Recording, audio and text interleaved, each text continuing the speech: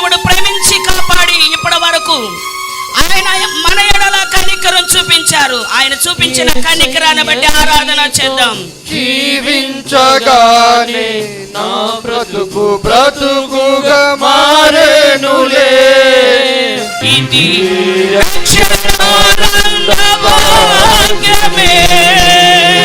సుగుణాల సంపన్నుడా, స్తుతిగానాల వారసుడా, జీవితుడు నిత్యము నీ నీడలో ఆస్వాదింతుడు నీ మాటల మకరందము. జీవితుడు నీడలో ఉంటే దేవుని కోసమే మన బ్రతుకుని చెప్పండి. యేసయ్య నీకు స్తోత్రం నాయనా. సుగుణాల సంపన్నుడా.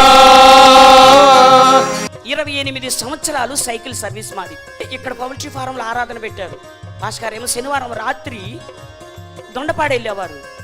శనివారం రాత్రి ఆదివారం పగలు అక్కడ ఆరాధన చూసుకుని ఇక్కడికి 10 గంటల కల్లా ఈ పౌల్ట్రీ ఫారానికి వచ్చేవారు. పౌల్ట్రీ ఫారంలో ఆరాధన పెట్టాము.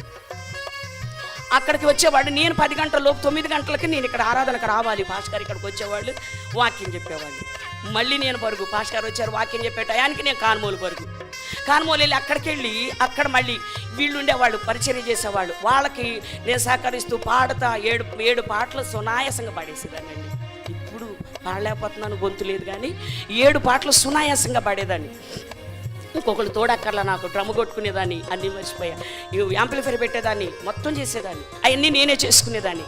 చేసుకుని ఆ పరిచర్యకు భాస్కర్ మళ్ళీ ఇక్కడి నుంచి ఇక్కడ కానుమూలు వచ్చే లోపల అది వాళ్ళ కష్టంతో కట్టిన సంఘం కానుమూలు సంఘం, తల్లి సంఘం. విశ్వాసులు చాలా ఇష్టం నాకు. మేము పడేదే కష్టం మీకోసం, మేము పడేదే కష్టం మీకోసం. మేము ఆహారనిస్తలా, మాకు ఇప్పుడు మేమేమి తినరాలా, మేము ఉపవాసాలు ఉండేదే మీకోసం, మాకు పుట్టిన బిడ్డల కోసం కాదు. కనుక అంత కష్టపడి ఆ పరిచర్యను అట్లా ఈ రోజుకి ఇట్లా మీ కళ్ళ ముందు నడిపించుకుంటా వచ్చారు. పేదరికం అలాంటి పరిస్థితుల్లో నుంచి పరిచర్యను దేవుడు లేపాడు. అప్పుడు అతిశయం లేదు, అప్పుడు లేదనే బాధ లేదు, ఇప్పుడు ఉందని అతిశయం లేదు. ఎప్పుడు ఒకే. ఇంకా నా ఆశ ఏంటంటే ఇంకా ఎక్కువ పరిచర్య చేయాలి, ఇంకా ఎక్కువ కష్టపడాలి, ఇంకా దేవుని కొరకు భారం కలిగి పరిచర్య చేయాలి అనే ఒక తపన మాత్రం ఉంది. దేవుడు అది తీర్చును గాక, అది నెరవేర్చును గాక. ఇంకా పడవలసిన కష్టం కంటే ఎక్కువ కష్టం పడి ప్రజల్ని దేవుని వైపు మళ్లించే సువార్త, స్త్రీలకు ప్రకటించే జీవితం దేవుడు నాకు అనుగ్రహించును గాక.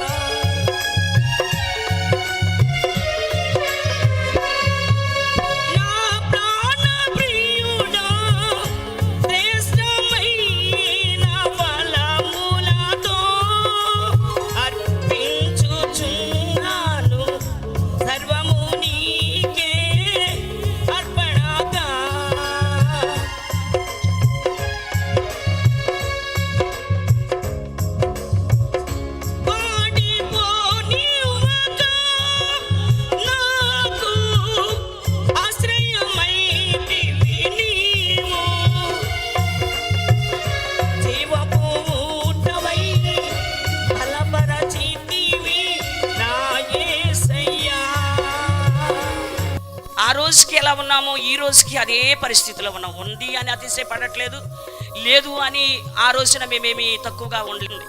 కానీ ఇప్పటికీ సుఖాన్ని ఇద్దరము కోరుకోరు. ఆయన వంతు ఆయన పరిచర్య చేస్తారు, నా వంతు నేను ప్రార్థనలో ఆయన సన్నిధిలో ప్రార్థనలు చేసుకుంటా.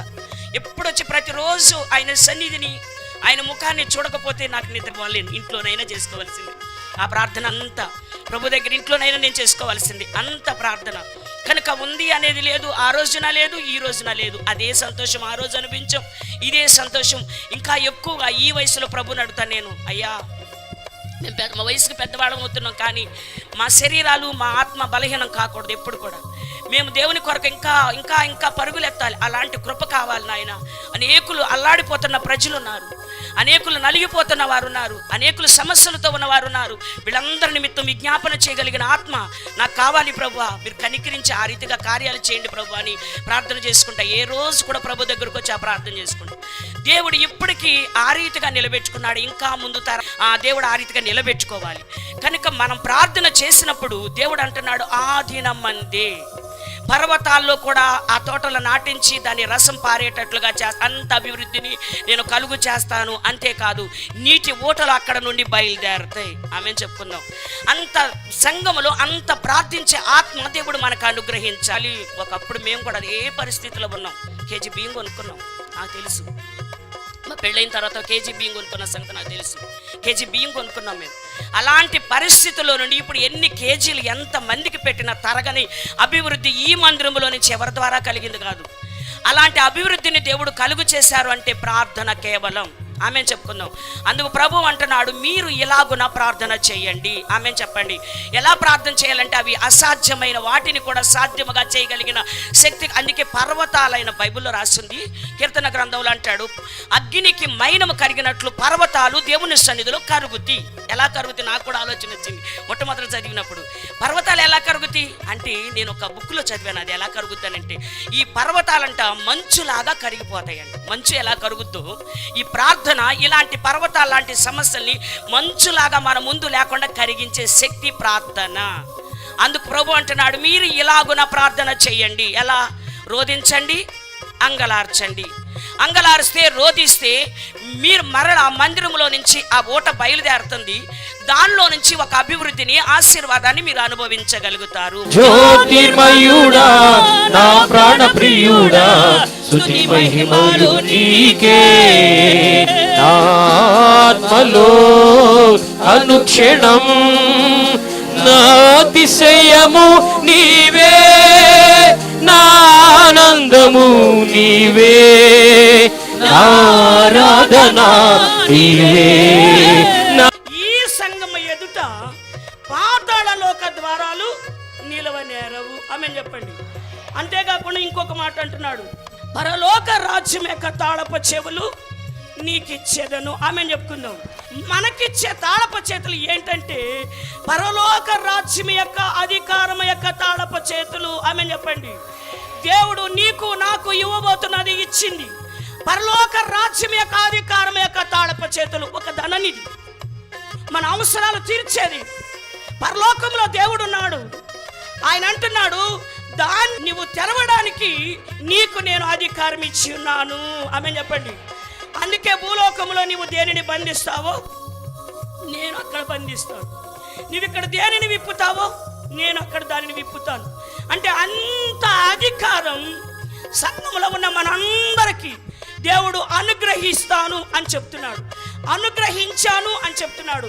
కనుక ఈ సంఘం కానీ లేకపోతే ఈ సంఘంలోకి వచ్చిన మనం కానీ ఏదో అనామకులుగా నా బాధ్యత ఏమీ లేదండి. ఇక్కడ కొంతమంది అనుకుంటా ఉంటారు, అసలు మేము ఎవరమో కూడా పాస్టర్ గారికి తెలియదండి. ఒకవేళ పాస్టర్ గారికి తెలియకపోవచ్చు, కానీ దేవుని దృష్టిలో నువ్వు ఎప్పుడో ఆ యొక్క నీ పేరు ఆయన జీవ గ్రంథంలో లిఖించబడి ఉంది. నువ్వు ఆయనకు తెలుసు. ఆమె చెప్పండి. ఆయనకు మనము తెలుసు కనుక ఆయన అంటున్నాడు, పరలోక రాజ్యం యొక్క తాళప చేతులు నీ చేతులకి నేను ఇస్తాను.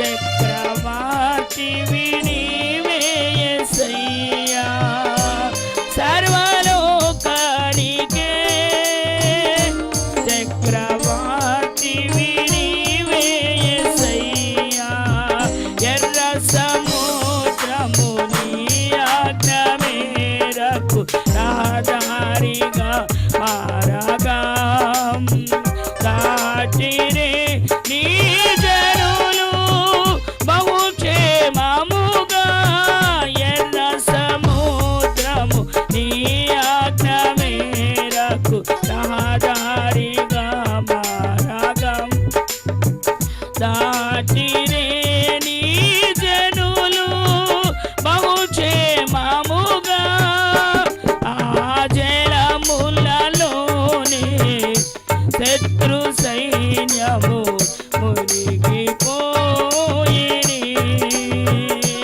ఆ జలములలోనే దినములు